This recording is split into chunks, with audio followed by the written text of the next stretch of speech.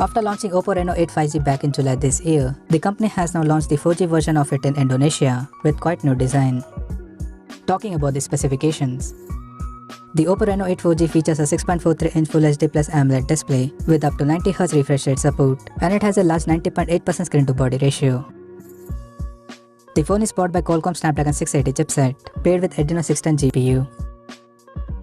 The smartphone packs with 8GB of LPDDR4X RAM that can be extended up to 5GB by using internal storage, and it has 256GB of UFS 2.2 storage with microSD expansion support.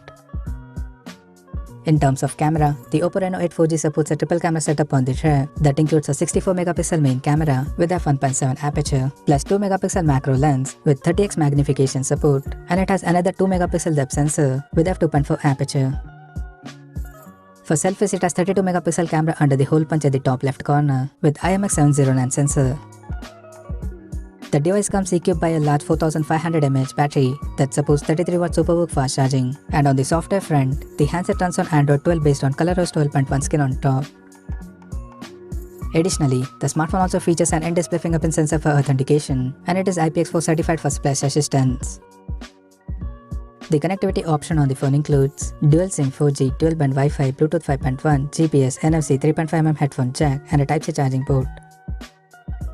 The physical dimensions of the smartphone measures at 159.9 by 73.2 by 7.6mm, and it weighs around 182 grams. Now talking about the pricing and availability details. The Oppo Reno8 4G has been priced in Indonesia at 4,999,000 Indonesian rupiahs, and it is now available for purchase in the country in Starlight Black and Dual Light Gold color options. So what do you guys think of this Oppo Reno8 4G smartphone? Do let us know in the comment section below, and stay tuned to TechSolve YouTube channel for more tech updates. Thanks for watching. We'll see you guys in our next video.